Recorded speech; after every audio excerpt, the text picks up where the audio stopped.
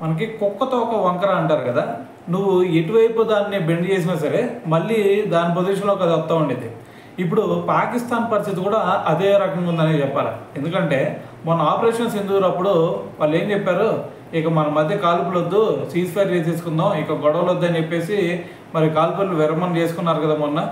మళ్ళీ ఇప్పుడు అదే దాని మీద కట్టుబడి ఉండాలి కదా. కానీ నిన్న చూస్తే మనకి జమ్మూ కాశ్మీర్ పూంచ్ ప్రాంతంలో మళ్ళీ వాళ్ళ సైన్యం మళ్ళీ కాల్పులు స్టార్ట్ చేసింది. సో దీంతో మన వాళ్ళు కూడా అటాక్ చేశారనుకోండి తిరిగి.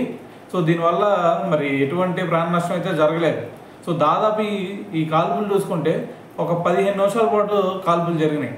సో మరి అంతకుముందు ఒక మాట మీద ఉండి మళ్ళీ ఆ మాటలో ఇప్పుడు ఆ ఒప్పందాన్ని ఉల్లంఘిస్తే వీళ్ళని మనుషులు అంటారా పశువులు అంటారా నాకు అర్థం కాదు. సో కాబట్టి ఒకటి అర్థం చేసుకోవాలి, ఇప్పుడు ఎవడైనా సరే మనిషి మారతాడు అంటే వాడికి ఏదైనా చేసి అరే మారతాడులే అని చెప్పేసి వదిలేయచ్చు ఏదైనా తప్పు చేసినది. కానీ వీడు మారడరా, వీడు ఇటువంటి సైకోట్ అయిపోయారా అని చెప్పేసి తెలిసినప్పుడు వాడిని లేపేయడమే చాలా బెటర్ అనిపిస్తుంది. సో కాబట్టి ఇప్పుడు భారత సైన్యం మనకి వాళ్ళ నుండి ఎప్పుడైనా సరే ముప్పు ఉంటానే ఉండిద్ది.